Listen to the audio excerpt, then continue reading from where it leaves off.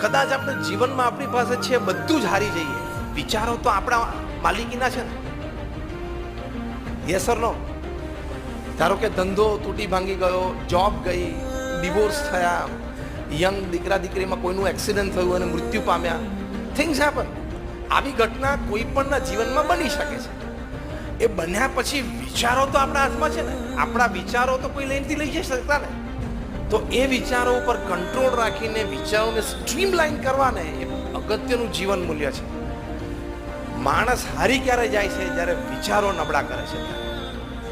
ખીણમાં પડ્યા પછી ઊંચા વિચારો કરે તો ખીણની બહાર આવે છે, અને ખીણની બહાર ઊભો ઊભો ખોટા વિચાર કરતા અંદર જતો રહે. એટલે વિચારોની સમૃદ્ધતાની વાત છે.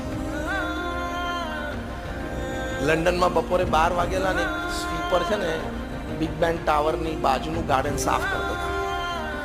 રવિવાર હતો એટલે એનો 12 વર્ષનો છોકરો વેલિંગ્ટનની સાથે